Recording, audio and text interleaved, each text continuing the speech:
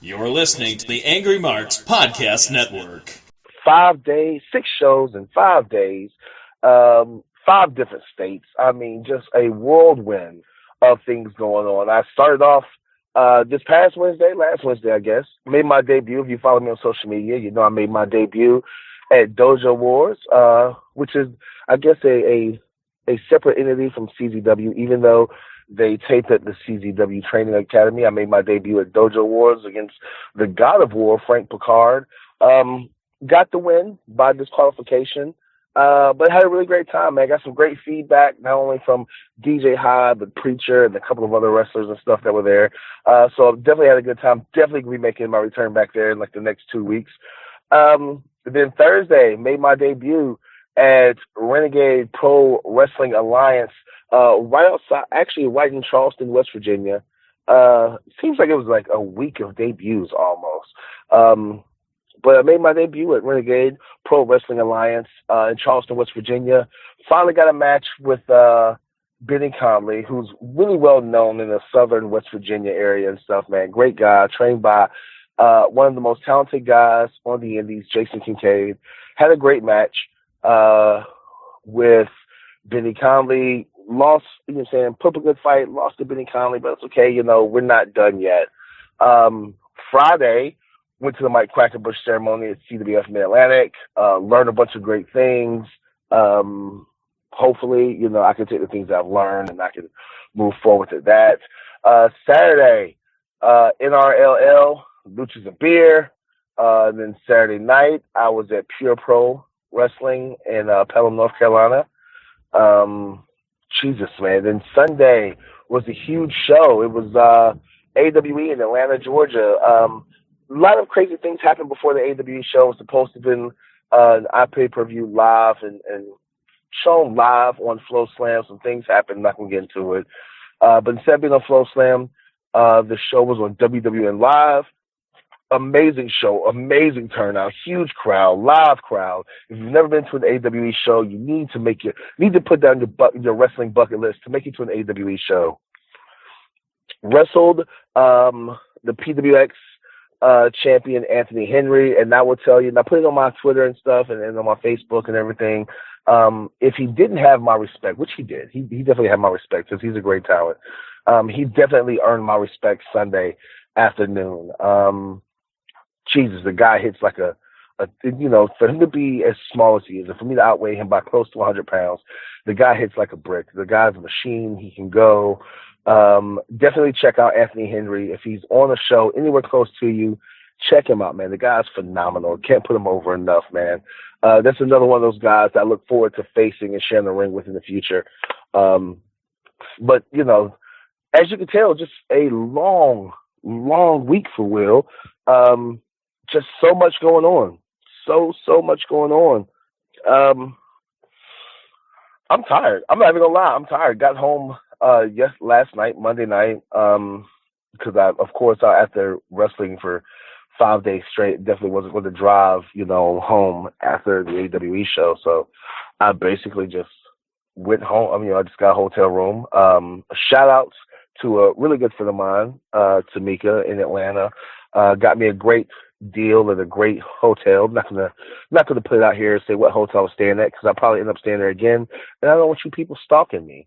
But I will say, I had a great room, great hotel. And then I got home about 9 o'clock last night, so I'm tired. Still feel the effects of being banged up and wrestling so many days in a row. Maybe it's just because I'm old. I don't know. As usual, this podcast is on the Angry Marks Podcast Network. As usual, I'm joined by the hardest working producer in podcast history, my homeboy Killer Cav, who through technical reasons and just because of life, he can't be on the show with us. He's listening right now. I'm talking to him, you know, via Messenger because Killer Cav, you know, he's the man. Just want to make sure I shout him out. Killer Cav is the man. Let's see. What we haven't talked. We haven't done the show in like 2 weeks. We skipped last week, so let's talk about the G1 Classic in LA. As by now, if you haven't seen the G1 Classic and the G1 Special, the G1 Special in LA.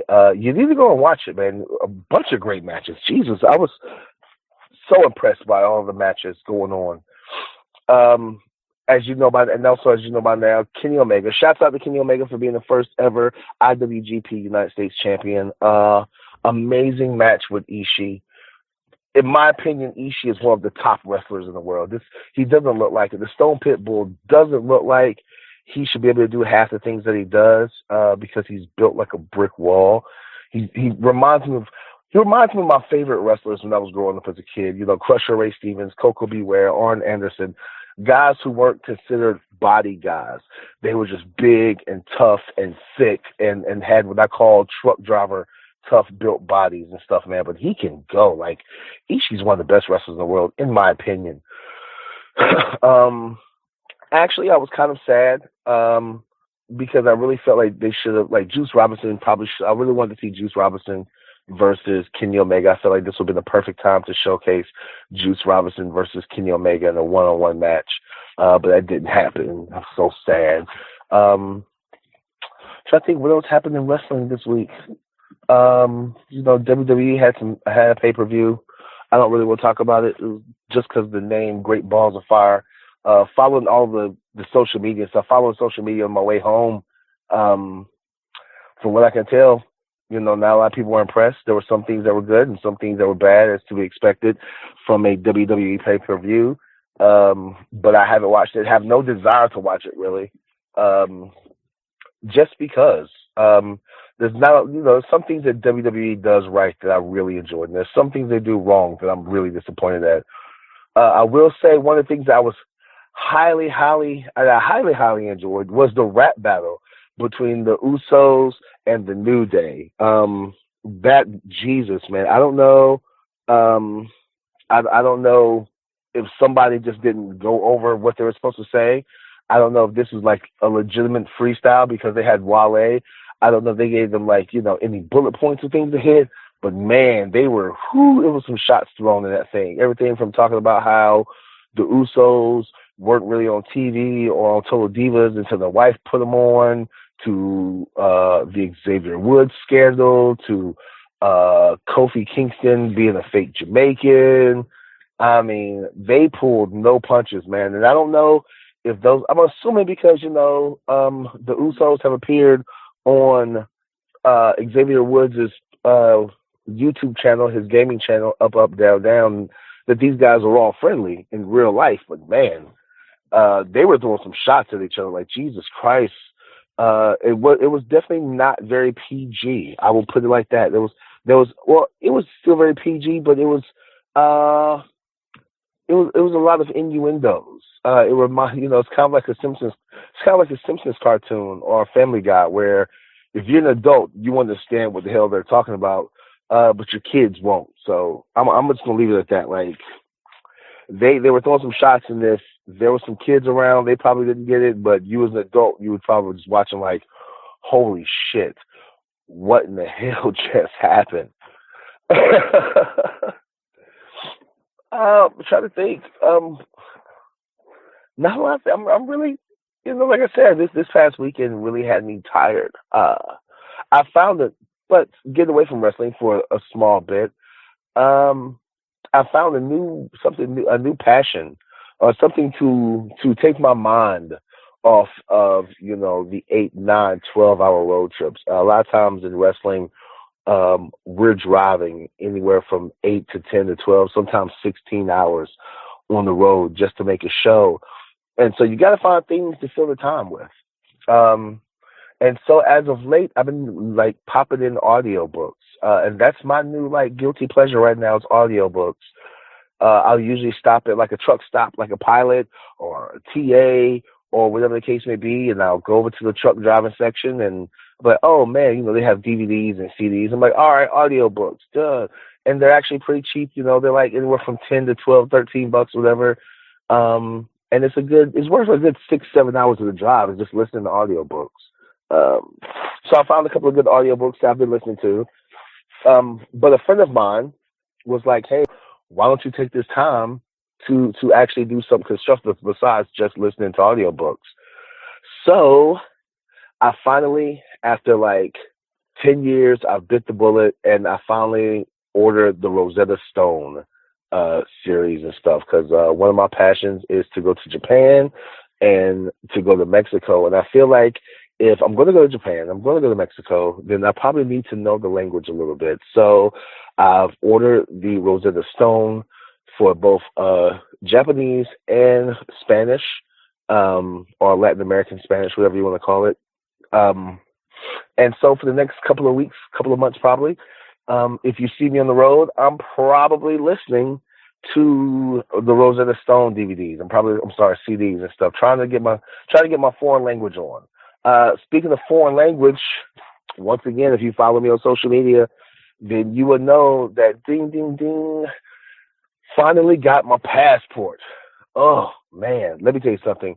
It came in the mail while I was on the road, so I didn't actually get it out. I didn't actually see it and open the envelope until last night when I got home. My wife had seen it. She got it in the mail. She didn't open it. She was just like, "I'll let you open it," or whatever. She's like, "You have this package. It probably looks very important. It's probably a passport, but I'm gonna leave it so you can open it." And so I got home last night, and the first thing I wanted to do after I hugged the kids and I kissed the wife and stuff was like, "All right, where's my package?" Open it up, and boom, there's my passport. I will say that for some reason I thought it was going to be bigger. I know. Go ahead and say it, people. That's what she said. But I really thought for some reason the passport was going to be bigger. It's not really it's kind of small, which is cool because that means it'll fit in my fanny pack. But, just the feeling that I got from owning my passport and saying, okay, now I can actually travel outside of America. Now I can actually go to Canada and Mexico and Japan and the Caribbean and England and stuff, and actually get out and see the world as a wrestler is super exciting. I mean, I've already seen the world once before because I served in the military, so I've traveled around the world as a soldier. But I feel like traveling around the world as a professional wrestler will probably give me way more experience, or different experiences. I'm sorry. It's pretty cool. I've already contacted some promotions. I've already contacted some friends that live in different countries. And I'm just like, hey, I got my passport. I'm probably going to come see you within the next year. So my plan within the next year is to just go and just, wherever somebody will have me, I'm just going to travel and just be like, all right, let's hit the road. And like I said, we'll go from being the Incredible Hulk to the International Hulk. It's going to be badass and stuff, man. And, we'll start taking this show on the road to different countries and stuff, and start, interviewing guys from different countries and different cultures, and getting their experience as far as being a wrestler that's not an American, just, being a non-American wrestler and their experiences on what they deal with and stuff. So, speaking of non-American wrestlers, or speaking of people, let me correct that, because our guest tonight is definitely American. But he comes from a different, he has a different culture. You just have to listen to him. I'm just going to tell you the truth. You just have to listen to him. Ladies and gentlemen, tonight, I'm so looking forward. I know I say this every week. I'm looking forward to tonight's guest, and we're so honored, and I'm humbled to have this person on our podcast. And I'm always excited, but I'm really, really excited to have our guest tonight, man. This guy is so original. You gotta be quiet, man. You gotta be quiet. Sorry. He's so original. He's so unique. He's so funny. He reminds you of somebody from one of my favorite movies ever. Ladies and gentlemen, this is from all the way from the Northeast. I met this guy at a Beyond Wrestling hidden taping or studio taping and stuff. All the way from the Northeast, LFA Manny Martinez. What's going on, man? What up? And I'm actually listening to the Violence and Suffering Facebook promos of EC Negro and Pinky Sanchez. It's actually quite entertaining stuff.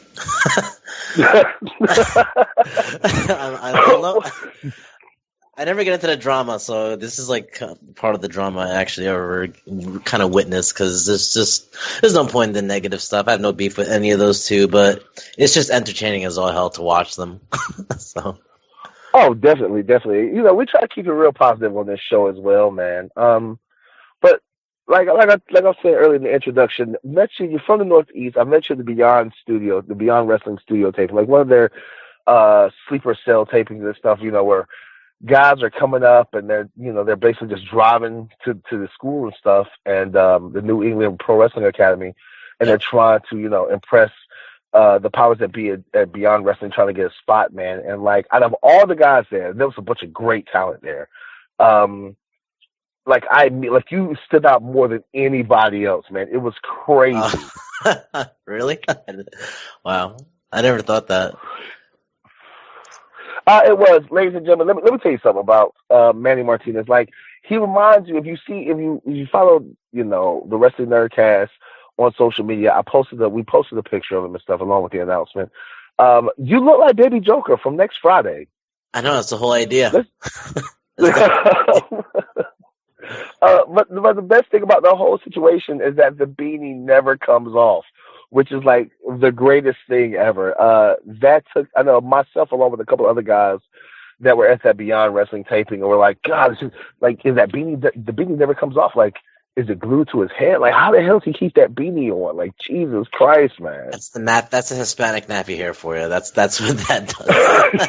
It's kind of clinches onto the hat, the cloths of the hat. No, I have a lot of. There's a lot of credit I'm sorry. There's a lot of credit that I give to that hat and the whole idea, the concept, and I mean I can get into Beyond taping too. Like when you say, I don't know, I'm always humble when people say that I stand out, and you know what? I'm starting to see it now that a character like this isn't really shown very much because people are usually at first before Beyond taping and all that came about. People started to say, "Oh, you're Unico." It's like, "Oh, you're this.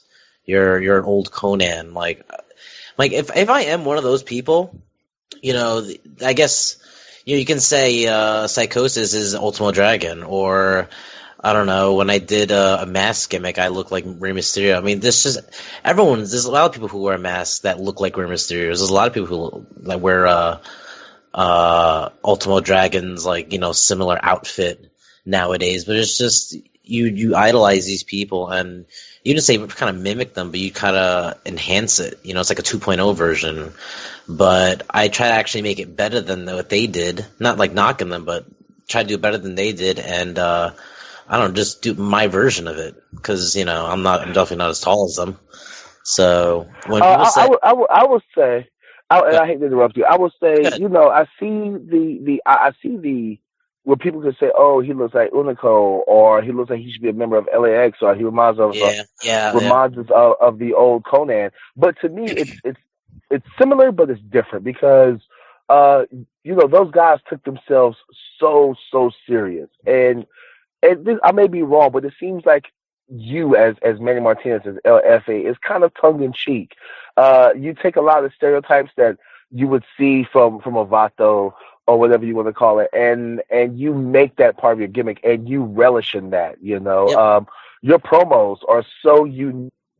And so you can tell you're trying to be stuff now, but not really. It's kind of like we get camera. Yeah. I mean, because I'm not gonna be that tough guy. Let's be real. I mean, and I'm like 170. Just everyone in wrestling is a lot thicker than me. It's not a guy who likes to make people laugh, but I like to be a heel. I was never really the greatest face. I mean, I could do like flips and stuff, but there's people who could do 20 times than I can and just perform or execute it a lot better than I can. So I'd rather know how to just work to the best of my ability in the ring and also make people laugh and entertain. So I would also make a character that is actually serious. He thinks he's serious, but in the audience's eyes, like, this guy got to be he can't be serious. This guy is not tough at all. He's not from the hood. If he is, he's going to get his ass kicked or whatever the case may be. So there's some places that like me to be a little more serious, want me to be a little more funny. There's a tryout that I did for ROH. They want me to they want me to be a face. They don't want me to be a heel at all. I don't know if I can see you as a baby face, and that's still not to say that you can't, but it just doesn't seem like that's and of course, anybody can be a babyface or a heel, any character. But it's, I can't see, I don't think I could see LFA as a babyface. Well, I'll tell you one thing. I mean, there's a lot of talk about, there's not really a babyface or heel anymore, and it's just kind of a mix in between, and it all depends on where you're going to. That people will react differently, but the formula still stays the same, I think. But I think it's a challenge. I never say, "Oh, I can't do this, I can't do that." I just take it as a challenge. So, I'm actually going to be booked at Violence and Suffering July 15th. If you're in New Jersey, go there. I'm getting booked against a female, and I really don't get booked against females often, and I don't mind it. I like the challenge. I like being challenged in different ways because you get better that way, and I can get to use my character in a different way that I'm not using in North Carolina or New York or New Jersey or Pennsylvania, wherever. So I like to kind of get every aspect down pat before I get to a higher premier level that I'm going to be tested. So now let me ask you, since you mentioned the fact that you'll be wrestling a female and stuff, because you see, a lot of people are like, oh, that promotes violence against women, which is I guess the wrestling community, the independent wrestling community's big knock against Lucha Underground is that they have, intergender matches and stuff. How do you feel about that type of thing where there's females wrestling men, and does that promote violence against women? I think that's just from the eye of the beholder and how they interpret it. I mean, I guess I can say the same thing if I play Street Fighter. Chun-Li versus Ryu, and now I'm Ryu and I'm beating the crap out of Chun-Li. I mean, it's just it's two. I guess you can say it's just two characters just playing a part. I mean, there are movies all the time that there's I guess when Wonder Woman was beating all these guys up, is that assault on men from a woman's standpoint? I mean, there's so many ways that people interpret these stupid things, but I think it's just people just honestly they just want something to complain about, and I just wouldn't pay attention to that kind of negativity because it's not going to change wrestling now. It's not going to change it in the future, really. I think it's just going to make wrestling a better thing, and I think you just have to protect it in some ways, depending on where you wrestle at. Because some places, women are more equal. They could take a punch, psychology-wise in some places, or depending on the woman's character, they really should be taking a punch. They should be, doing hair pulling and more charismatic type stuff to get yourself over besides striking them and things like that. So I don't know. That's just a hard. I hope I answered that to the best of my ability, but yeah, of course, there's no wrong answers here. So how long have you been wrestling? How long have you been wrestling so far? Around a little over 6 years. Took a year and a half off, so it's 6 years. Okay, so how did you get your start? Who brought you into the business? And who were some of your favorite, some of your early influences as far as wrestling goes? Well, the person who brought me in was my lovely brother. His name is Manny Martinez, which he does not wrestle anymore. He was actually in NYWC, New York Wrestling Connection in Long Island, New York. It's now located in Deer Park. I was trained by Crusher Dugan, Mikey Whipwreck, and a gentleman named Stockade, which is one of the senior talents at NYWC. Let's see, what other the people who really influenced me was Chris Benoit, Rey Mysterio, Eddie Guerrero. Who doesn't love Stone Cold Steve Austin? I mean, come on. Or The Rock. But I think one of my favorite ones is Rey Mysterio and Eddie Guerrero and Chris Benoit, because I kind of want to... I hope I try to do as much as I can to kind of intertwine those three into one and just kind of make me, in a way. And their characters, that is. But those are really the ones that influenced me the most.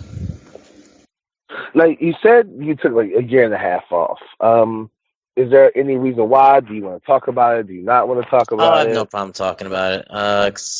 It doesn't matter to me. I have. It's a long story, but I'll give you a very short one. I was with a woman who was a lot older than I was, and 9 years old, actually, to be exact. And it was a lot of stuff going on, with the relationship. And she kind of convinced me to quit. And once I started to quit, I was getting depressed, and I was getting very bored with myself because I was not working out, I was not training, I was not doing anything physical. I was honestly working a 9 to 5 and going home every day for, like I say, 5 to 6 months, and I was just getting I would say overweight, but I was getting fatter, my physique was going away, and I wasn't doing anything. I was bored. I'm not that person that wants to live the 9 to 5 job. I mean, I have a career.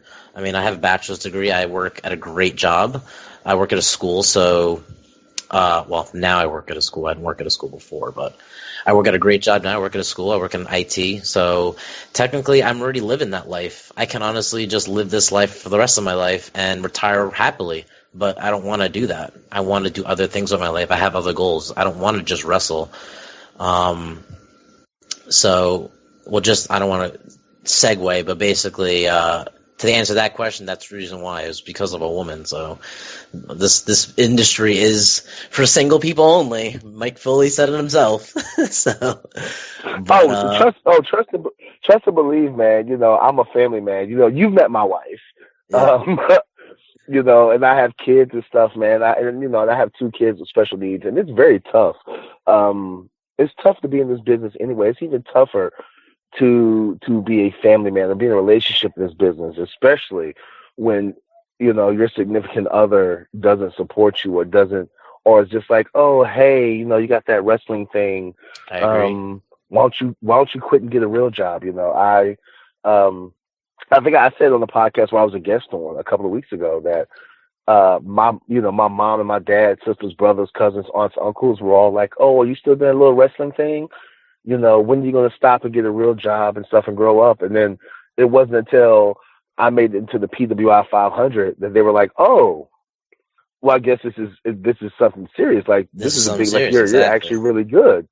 And of course, we know, being part of the business, that the PWI 500 is kind of a work, whatever, but it's still cool to be in it. So you can show, your family and friends and stuff who are not in the business, like, hey, look, I'm one of the top 500 wrestlers in the world. It's all about putting yourself over. It's all about putting yourself over. You know it's a work, but they don't. It's like, look, I'm this. What now? Exactly. All that matters. But just to quickly say, though, real quick, like, taking that 1 year and a half off, and like, I have so many other goals, and I told her this, and I tell, the current chick I'm with now, yes, I call them chicks, it's not just wrestling I only want to do. And like, yes, I want to get to the highest I can possibly be, whether it's WWE, Ring of Honor, whether it's somewhere in Mexico or Japan, anywhere, it doesn't really matter. I just want to wrestle somewhere that's in a top tier company that I can say I've wrestled here. And I don't want to just do that. Honestly, I want to be in movies. I'm already in contact with someone that, because I would love to be an extra in a fight scene. I love seeing fight scenes in movies. Like, I have no problem being one of the guys getting his ass kicked by Jason Statham. I think that'd be one of the greatest things. But one of my goals is to be like that mini boss before they get to that like, I guess, antagonist. I think that's what they call it in English class. Like the before they get to the big bad guy, I want to be that mini boss before they get to him. Like, that would be so cool to do. And it's basically just like wrestling. Well, I was about to say, it's just like wrestling now, It's like, hey, you're not the top heel, you're not the top champion, but hey, you're the guy you got to face before you get to the champion. I mean, so, and I think that, so many skills that we learn in professional wrestling crosses over into movies, into stunt fighting and stuff, and throwing a punch and making it look real, and taking a punch and selling it and making it look like somebody killed you and stuff, exactly. And facial expressions and body control and stuff. And I don't know, is that maybe that's the reason why so many professional wrestlers make such good, like, action hero stars? Possibly, but they also have, like, I think a 6-foot rule that you really can't make contact within 6 feet. I guess that's like the amateur generic, like, rule that they have. But what do I know? I'm not in that business yet. So, but it's a business I'm definitely looking forward again to. Yeah, because of the camera angles. It's all about camera angles. It's not like wrestling. Oh my God. You have a 360 view, so you got to be really close. That's ridiculous. See, now you're making me look at movies totally different. Like, He was like 6 feet away from this guy. What the hell? Yeah, that's Like, safe. That's a safe way. Or I think it's not 6 feet, 6 inches. I'm sorry, not 6 feet, 6 inches, 6 inch rule. So you definitely can't get away with that in wrestling. There'd be some kid in the front row just like he didn't even touch him. oh, exactly. There's some little girl in Firestar Pro Wrestling that did that. She was not buying what I was doing, no matter what I did to LeBron Cozone. No matter what it was, she did not buy it. And that's like what I want to do, because then that's my mission. I'm gonna get her to believe that I'm actually beating this guy up. And he said, but by the time I left, he's like, that girl was eating it up after your match. Like, she was believing everything that was happening. Like, that's it. That's all we did. We did our job. All right, so you brought it up. I was gonna bring it up later, but you brought it up. So let's go ahead and talk about it, man. I want to say this is your first foray into the South. You just had your first foray into the South, correct? Yep. How was it? Complicated. Very complicated. Okay, for the fans and listeners, because they don't know what happened. If you want to give a brief synopsis of your weekend in North Carolina, please by all means do. Okay, I'll try to make it short. I tend to ramble a lot, but I planned on going to North Carolina for 2 gracious bookings that NWA and Warzone were able to let me have, and I was planning on driving with someone from Jersey, and they pulled out 2 days before I was supposed to go, which was the Saturday morning around 5 a.m. I'm like, okay, no problem. I'll message on Facebook, and maybe someone will tag along or something, because I was just going to get a rental, but I try not to travel by myself. So someone else messaged me. There's no need to mention names because there's no need for that, but someone else mentioned he's a more known talent, and he's also from Jersey, and he said that he was able to go, or he was going actually a little late. I think it was like July 4th to July 8th, and so he's like, if you can get me on these 2 shows, I said, sure, why not? So I asked the 2 promoters if they can get him on. They said like they're not really sure, and then it slowly became a yes, but it was like an iffy yes, so I wasn't really sure. I wasn't too confident telling him yes, and then he goes there and he says, what the hell? I thought you said you could get me on these. So I was so iffy, but I'm like, if you just come and show up, I guarantee you'll be on, because your name. But he tells me like around 2 hours before that a serious family incident occurred, which is basically his father was drunk driving, which is unfortunate. But I wasn't sure if he was very negative about it. Like he didn't like his father, and then he was like empathetic about his father. So he was like back and forth with his emotions, which I can totally get, because I was like that too with my parents. So I went to him around 2 a.m. To his house, and I knocked on his door. I legit just slept in my car since he wasn't answering his door, because he apparently went to sleep. So I woke up at 9 a.m. He's there at 9 a.m. with his dog. He goes out in the front. He's like, what the hell are you doing? I'm like, I thought we were going to a show in North Carolina. He's like, no, man, I thought I was straight with you that I wasn't going. I'm like, all right, well, now I'm kind of screwed, because I thought we were going. I thought your mind was all over the place, so he wasn't really sure if he was going or not, and then he just said that he was going at 9 a.m. So now he's like, I told him I already bought a flight, because I didn't want to miss these bookings. This opportunity I feel like was golden for me. So I just had to get there. It didn't really matter how I was going to get there, and I wanted him to come with me. I wanted to share my experience with someone. I didn't want to just do it by myself. I always like to share my opportunities that I get. I mean, Bob Evans said it best, is, once you get opportunities, share it with your peers, and, it just always makes you look better anyway. And I love, giving other people opportunities that work so hard and that just don't get it. They don't get those opportunities. So I bought a flight. He said he was going to drive later on. He was nice enough to drive me to the airport. Once I get to the airport, I don't even know what the heck happens, but the airport was delayed. The flight was delayed. He said he was going to come on Sunday, so I do the shows on Saturday. I was nice.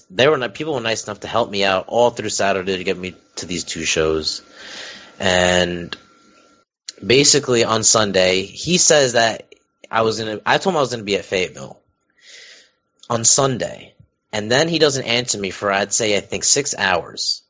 And then he says he's still dealing with his family issues, which I thought he was past. But he's still dealing with these family issues. I'm trying to figure out what's going on and if he's going to pick me up on Sunday. And he doesn't pick me up on Sunday. Someone's nice enough to let me sleep at their house. I wait Monday morning because I went to the FSPW school Monday morning to basically catch a couple extra hours of sleep because I was waiting all day. I was waiting all morning on Sunday just to hear an answer from him. Like, I didn't even get to really sleep very much. I slept for maybe 3 hours. And once I got driven to the FSPW school because the person who let me sleep over his house had to go to work, I just slept on the couch at FSPW. And then I wake up around 11 o'clock because I was told around 8 a.m. that they were on their way. I thought they were coming from Jersey, and apparently I think they came from Virginia. And they're waiting for me at the FSPW school. I thought they were in front, but they weren't. They were at Fayetteville. So they were going by all the information I told them on Sunday, and I'm trying to give them more updated information for Monday. And it was all just a big catastrophe. And I just and all in all, they really weren't going to pick me up because they had their own schedule. I had my own schedule, and I get it. I mean, I can't knock on them. I can't say, I can't believe you didn't do this for me. I just thought we were all just going to go together. It was going to be a nice trip, but either way, I lost a lot of money this trip. But it was a great experience, and I just got to be more prepared for the future. There's no knock on anyone. It's anyone's fault. It was all on me. But either way, I just wish there was better communication between the party I was going with and myself. Hopefully that makes a little bit of sense. Yes, it does. Let's go ahead and say, like, one of the shows you was booked on was NWA Mid-Atlantic, where I work at and stuff. And like you said earlier, you had to work at Fire Pro Wrestling. It was crazy. For all you fans and listeners, it was crazy because Firestar runs in Greensboro. NWA Mid-Atlantic runs right outside of Rocky Mount in a small town called Nashville. It's like a 2-hour difference. Firestar started at 7. NWA Mid-Atlantic started at I think the show ended up starting at 7:45. But once the first match really didn't go on till 8 o'clock. But my wife actually came and picked you up, was like, all right, I'm here. I don't know what he looks like. He doesn't know what I look like. Just tell him I'm in this car. And we'll just beeline back to the show. And it was perfect, man. Your match was right after mine. And I seen you guys walk in as soon as I got into the ring. I seen the car pull up, and I seen y'all walk into the building. I was like, oh, that's the greatest timing ever. Holy shit. But you had a fantastic match with TK Stark, man. It was a great match. Oh, thank you. The fans loved you. The boys in the back loved you. It was just a great time, man. I felt so disrespectful just going in that back room and not even introducing myself. I'm like, oh my God, this is so wrong. But I gotta get through this match before TK kills me. And because I'm late and I feel so bad. It was such a catastrophe, but I'm happy I did it. It was such an adrenaline rush too, going through from a show to another show and just performing. So how do you like I said, the difference between wrestling in the North, wrestling in the South, to you? What's the biggest difference to you? I think the crowd, just hands down the crowd. Absolutely. And okay, so you got to explain. Let's explain further with the crowd. All right, we can start with the crowd and I can go down. First off, the crowd. I think the crowd's, they're a lot more, I feel like they acknowledge wrestlers as a higher power type of thing, like they do with athletes. Like they do in Europe, as from what I hear, that they acknowledge pro wrestlers as pro athletes, actual pro athletes. And they do a little bit more in the South. They do more than the North. The reactions, I can get reactions, I feel a lot easier for people in the South for some reason. I guess it's just my gimmick. but I think it's just reactions and just how they treat the actual superstars of the actual show. So that's just one thing. The second thing is the wrestlers. I don't know. I can't knock on wrestlers in the North, but I just feel just in the South they're more welcoming. I think people in the North keep more to themselves or their peers, which is cool. There's nothing wrong with that. I just feel everyone in the South are more open armed. I think that's just how it is. It's just that Southern hospitality and Southern love. I don't know, but that's what we're famous for, man. Is Southern hospitality. yes, the great Southern treatment, and I don't know. It's just I feel like everyone's like family. It's just very strange. Like I know that people say people use the word family a lot in wrestling, but in the South, I just feel like I think it's just greater than those. I don't think there really should be any comparison. And like, oh, we do more than these people. But it's just you see in general, real quick, a quick synopsis. You just see a lot more in the South, and they're very cool because I don't know why. It's just how the environment really is. That's really all I can say about that. But everyone from you to your wife actually, and Kozone especially. I mean, you and Kozone especially. Like, I feel so bad for Kozone because I feel like he's like, I have to bring this guy everywhere with me because I had nowhere to go. I had legit nowhere to go. I thought I was gonna have a place to stay. Well, actually, I'm sorry. I was just legit sleep in the car if it was just going to be me. But then I didn't, so I needed a place to stay. I didn't care where I slept. I just needed to sleep somewhere, just not outside. And it was really, I was very appreciative for the talent and the workers that actually helped me just get through the weekend in the South for my first time in the South. So I was just very appreciative of that. And I just, honestly, I never expected it. I was getting myself mentally prepared to sleep in the street. Like, I'm not even kidding. Because I was just told everyone's asking all the time, where are you going to stay? I'm like, I don't know. I'll figure it out once the show's over. It's not important to me right now. Right now is concentrating on the show. Well, I tell you what, man. Like I said, when I saw you, the first time I saw you at Beyond Wrestling, I was like, God, man, like you'll be so great in the South. Like I just, and this is just maybe it's because I'm from the South and stuff, man. But I was like, and here in the South, we're gimmick based driven and stuff. Of course you got places like Atlanta and stuff where it's really very work oriented and you have to be able to work and stuff. But even then, it's still very gimmick based driven. You got to have a unique look. You got to have a unique gimmick. It has to be something about you that stands out. And I was just like, yo, you'll fit in so great at these places. Like, oh my God, these people are going to love you, et cetera, et cetera. And like the feedback was so overwhelming. I talked to the owners and stuff and everything, and like NWA Mid Atlantic, and I talked to Kozone and stuff. They was like, yo, like our fans love this guy. Like they're asking us, when is he coming back, et cetera, et cetera. And I was like, I have no idea if he's coming back. Like he might go back to Jersey and be like, the hell with these Southern people. Like free, like I'm never going back there. Like they got this weird place called Bojangles and some place called Cookout, and I still understand this sweet tea thing. Like, what the hell? I experienced Cookout for the first time, and holy crap, that is the food that is too good to be good for you kind of a food. But I love it. It's awesome food. I got fat going to North Carolina, so I can't really go there too often. I get way too fat there. You say, no, I'm saying, like, I'm a vegetarian, so, like, I've had, like, Cookout before and stuff, you know what I'm saying? But I always recommend, like, if you're in the South, you got to go to Bojangles, you got to go to Cookout, you know what I'm saying? Like, those are two places and you got to go to a Sheetz. Let's get into this great debate, because in the South, we have Sheetz, and up north, you have, like, Wawa and 7-Eleven.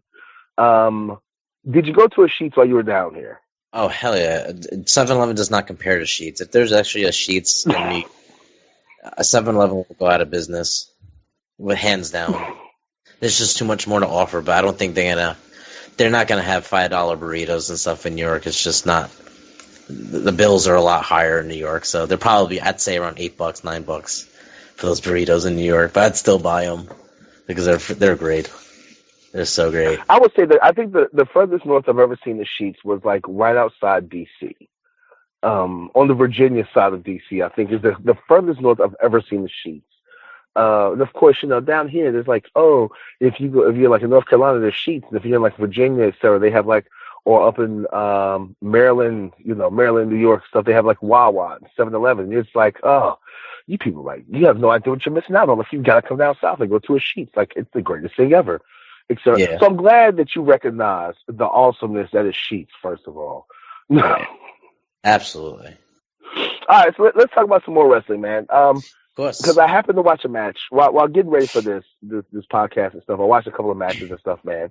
Besides seeing you live, and I seen this one specific match that absolutely blew my mind out of just the sheer creativity and the fact that you didn't break kayfabe whatsoever was you versus Sonny Kiss. I knew it. Say again? I knew it. I knew it was going to be that. It's one of my favorite matches. It's because, like, me myself, I'm a huge fan of Sonny Kiss. I think Sonny Kiss is amazing. I think that you're amazing and stuff. And to see you two in the ring at the same time having a match, I couldn't understand how you didn't break kayfabe. What is your opinion about working with Sonny Kiss, especially with the gimmick that you have and stuff? I think it's probably one of the easiest matches I've ever worked because it's just, I don't know. I just think of the stereotype of a thug Hispanic type person and someone who is basically Sonny Kiss, and it's just work with it. I mean, I just know the biggest deal that they had with, and that Sonny Kiss had, I know, was that butt move that that he has. So I'm like, all I knew is like, I just gotta do it. I'm like, can you do this move? He's like, oh, I don't want to do it. I'm like, please, I want your butt in my face. Let's just tease it. I promise you it'll work. We'll do something with it. It's like, oh, okay. I love Sonny Kiss. I think it's one of the greatest talents in the East Coast for sure. It honestly reminds me of Dalton Castle, but I don't think he likes me to say that, but it just does. I mean, that Sonny Kiss that's not an insult. No, it's not. That's not an insult. But they like to be different. Just like I don't like when people compare me to Unico, but people sometimes do. It's just how it is. But that's totally fine because you try and be yourself and your own entity. But yeah, I mean, Steve Huey, my man, he was honestly the first person that gave me the opportunity to perform in that gimmick and just do me. I just told him, like, listen, if I fail and the fans don't react, then take me off. Just take me off, and I will be okay. All I'm asking is for a chance. I just want one chance. And he's like, okay, that's totally fine.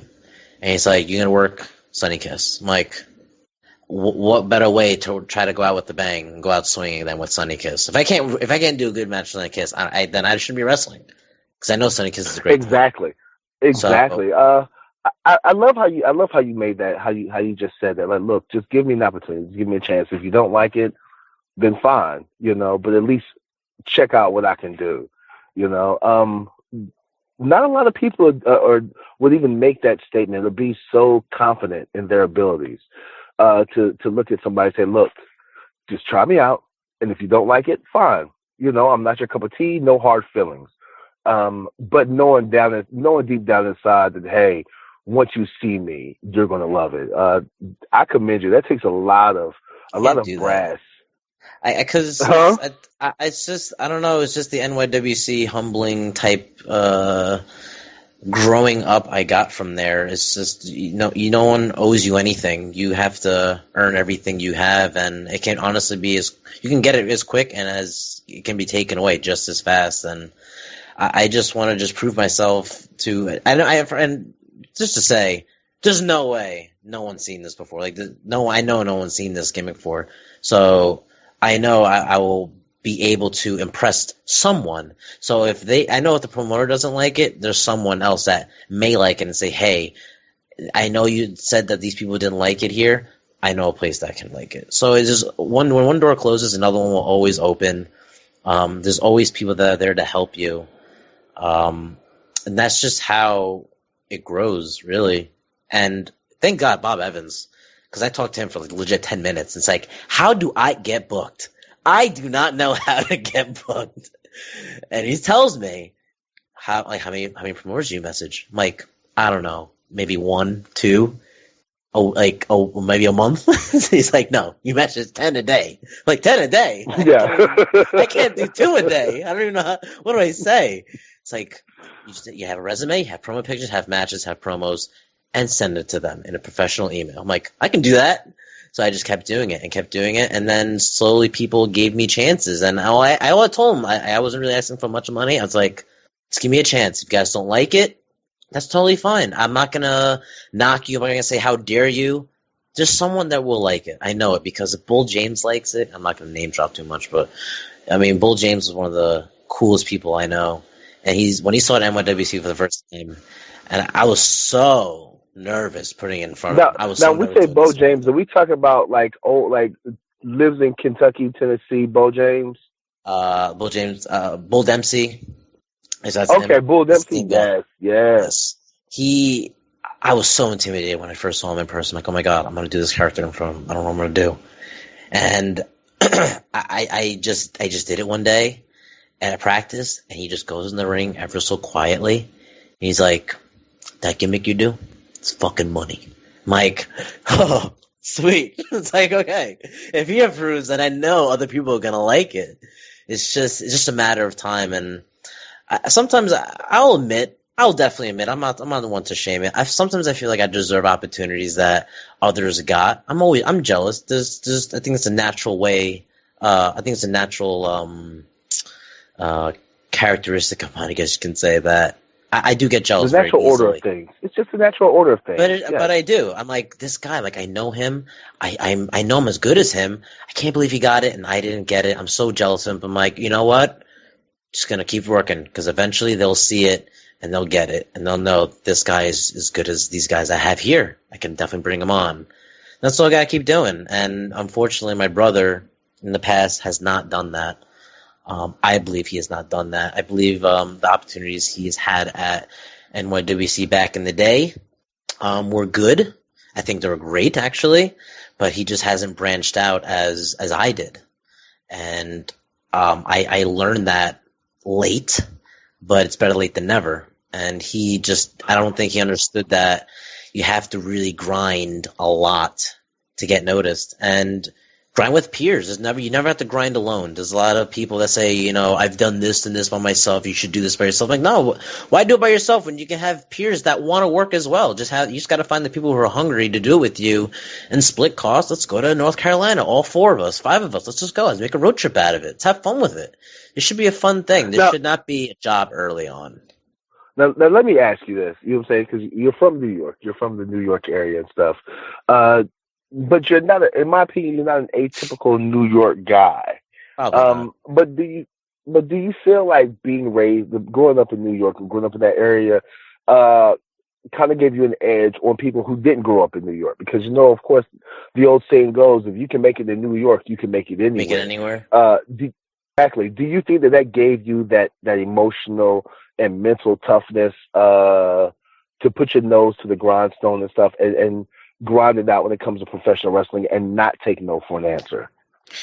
To the some people that I spoke to, don't need to mention names, but just some people I spoke to down south, not knocking them, but you can tell that they're humble. I think everyone I speak to are very humble. No one's bitter. But they ask for help and they just don't know. I think the problem in wrestling with newer guys and senior guys who are just maybe sometimes don't get it, but they legit feel like they deserve a better spot than they're in, or they just don't get an opportunity at a different location that a peers of theirs got. It's just they just don't know how to grind.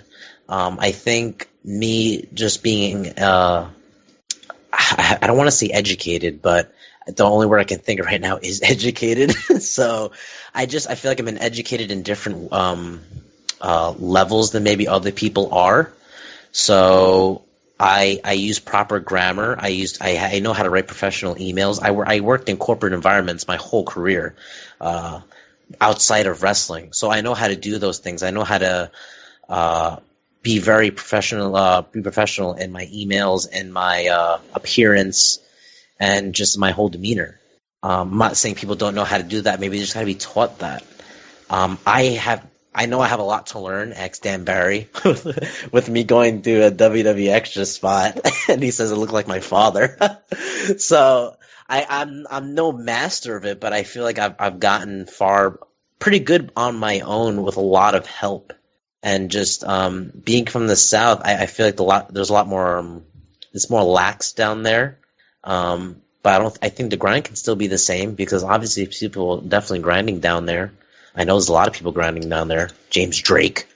Being from New York, yeah, I think it can be an advantage, but also it's a disadvantage because you're always working and you never have get to sit back and actually see things going on. You're just too busy working. South, maybe it could be, people sitting back a little too much and not working as hard, and they wonder why or how they get this spot, that spot. So I think it's a mix and in between of the two, and actually just learning from someone who has done it to how to do it. Now, I know our time is running short and stuff, and you're a busy man. You're up there in New York and the bright lights and stuff. But I got a couple more questions, and we're going to have to let you go. Sure. What's next for Manny Martinez? What's the evolution of Manny Martinez from this point in? You're still very young in your career, 6 years, man. And to some people, you're still considered, very green in the business. What's the next step in the evolution of LFA? I hope to have a title. I want to be that player. I want to be that guy. That's my next goal. To get better with promos, to get better in the ring. To tell you the truth, I don't know how you can get any better in promos, man. For the record, your promos are fucking Jesus Christ. Ladies and gentlemen, if you haven't seen, damn it, I will after this podcast and stuff. I'm definitely going to just link this podcast to a couple of your promos, man. Oh, thank you. I'm sorry. Go ahead. There's always room for improvement, because you know what, this indie stuff, because people may not know, and I hope there's some young wrestlers that really do listen to this, because people really just don't know. Not like I'm a freaking old vet that knows everything, but there's TV style promos that ROH and WWE want and TNA want that you can get away with in the indies. There's words that you're not even allowed to say. In my tryout on ROH, there's words that I said that they are not allowed. They said that promo you shot, that you took, they did, it was great for an indie promotion, not for us. So you can't say this. You can't say that. You can't say another. It's like there's so many words that I can't say. And they're not even curse words. They're just words that may offend a specific audience that you just are not allowed to say. So I'm like, I want to get better at this. This is a new challenge. I think I can honestly master that in due time. I mean, William Regal always says you can cut 2 promos a day. You brush your teeth twice a day, you can cut 2 promos. I cut 2 promos every day. I always do. And so, Exactly. my best promos are, of course, in front of a damn mirror. But we're not gonna. Mine are usually in the car. Mine are usually in the car on the way to a show. Is when I cut my best promos. Either that or like when I'm messing with my kids. I'll cut a promo on my kids and stuff real quick. I love doing those. But what's next for me? Yeah, I just get all around better at everything that I do, and just really make the El Jefe brand a real brand, a known brand, and bring it out west, because that's where a lot of people from the north don't really go, is west. They go south, but they don't go west, and I really want to go west, either by flight or by car. It doesn't really matter. I just want to get there and just be ready for Monday morning for my job. That's really it. There you go. Well, look, man, go ahead. Let us know what upcoming events we can see you at. If you're coming back down south, when can we see you back down south, if ever? And all of your social media and stuff, man, where they can follow LFA. You can follow El Jefe at Facebook. It's El Jefe MM. Facebook.com/El Jefe MM. Twitter is Macho Manny with MACH0 MANNY. And I also have Instagram now. So you can also follow me on Instagram on Macho Manny MACH0 MANNY. Next upcoming shows, I'm actually going to be debuting in Violence and Suffering Wrestling. Thank you, Pinky Sanchez, if he ever listens to this. He's one of the coolest guys I've ever known. That's in Jersey. Dynasty Wrestling is up north in Rome, New York, if anyone is listening from up there, from Dynasty Wrestling. It's one of the coolest promotions out there. Then I'm also going to be going to North Carolina again, August 5th and 6th, and hopefully bringing some new faces that are hungry to grasp an opportunity like I did. And also August 12th, I'm going to be in Excellence Pro Wrestling in Pennsylvania, which is actually a very interesting opportunity. Hopefully I can impress Mike Quackenbush from Chikara in that one. And also I'm going to be in Nova Promotions, which is one of my favorite promotions, minus XWA in Rhode Island. And also, and at least in the August month is going to be August 19th, and 302 Pro Wrestling. I'm going to make my debut there in Delaware. So that's also going to be quite exciting. And I have other ones too, like Battle Club Pro and NWL. That's on September, and JPW hopefully is going to be soon and in the works. But this right now, I'm very excited. How I'm very busy. So hopefully people will get to really know who I am. I always tell guys when they're on this podcast, like when we're asking like where you're going to be in upcoming, and they're like, oh, like here, and Jesus, I don't know. Like when you're that busy, that's always a good thing. When you're so busy that you can't remember every show that you're going to be on and stuff, man, in the next upcoming weeks, that's always a good thing. That always means that like Uncle Bob says, like, you're a part of the Bob Evans army. I'm part of the Brutal Bob army. You know what I'm saying? Like when you're out there doing the drives and putting in the windshield time, man, and you don't know where you're going to be, and you got to look at your calendar and stuff like, oh, I'm going to be here, and a bunch of other places. Like, that's good, man. That's always cool when you're doing the drives and stuff. It's a blessing in disguise. It's just a blessing in disguise. It's a great thing. But if you follow me, you will definitely know where I'm going to be at in September, October, November, and December. So just make sure you follow me first. There you go. Well, once again, this is the Wrestling Nerdcast on the Angry Marks Podcast Network. Want to send a huge thank you and a shout out to our guest, LFA, Manny Martinez. Thank you for being on the show, man. I can't wait to see you again in a couple of weeks at NWA Mid-Atlantic. Well, my title shot. We're gonna have a good time. I'm getting my damn title shot. Yeah, before you leave, man, before we say goodbye, you got to cut a real quick 30 to 60 second promo in gimmick, in character as LFA. I don't care who it's about, who it's against. I don't care. I just want the fans to hear, and fans and listeners to hear what LFA is all about, man. So if you can, please grace us with a promo, please. On the spot, here we go. Hey, it's me, Manny Martinez. But tú idiotas que con mi el jefe. Freak Show Nemesis. August 5th. I'm coming to NWA, Mid-Atlantic Championship Wrestling, And I'm going to bring my posse with me. Because last time, I don't know if you remember, the show was canceled, homie. It was canceled because you were scared to defend that junior heavyweight championship title against El Jefe. But now you have nowhere to run. Because I'm making a statement known. And also to that Vato Loco TK Stark who got a lucky victory last show. I'm making it known to you too. That El Jefe will make both of you humble. Orale! Thank you, man. Look, man, that's so, bruh. Oh God, I can't even say how great. Like I'm over here, I just popped. I had to mute the mic, man, because I just popped so loud. Once again, man, thanks for being a guest of the show. Like, hopefully, we can have you come back in a couple of months, man, to talk about what else you've been up to and everything. You know what I'm saying? Absolutely, anytime, man. Absolutely, no doubt. Word. So once again, like I said, thank you for being on the show, man. We'll catch you on down the road. All right, man. Take it easy. Thank you very much for having me. You too. No problem. Bye-bye. Well, ladies and gentlemen, like, that was the show. LFA, Manny Martinez, man, great talent from up in the New York, New England, whatever, upstate, northern area. I'd just put it like that. If you're anywhere close to where he's going to be wrestling at, I'll tell you right now, just watching him wrestle, just to see him is worth the price of admission alone, whatsoever. Great talent, super humble. I'm gonna tell you right now, like, his New York trip was probably one of the most hellacious things any professional wrestler probably has to go through. Anywhere from canceled rides to trying to figure out rides from one show to the other, and getting a ride from the airport and getting back home. Like, this guy definitely deserves everything that he has plus more. Like, the guy's amazing. Anyway, that's our show. Let's see. Trying to figure out what I got coming up this week. Let's see. Saturday, I will be at NWA Georgia. Matter of fact, I will be in Columbus, Georgia for NWA Georgia. Don't know who I'm taking on yet, but I've heard rumors that there may be a title shot in the works. Don't know yet. We'll see what happens.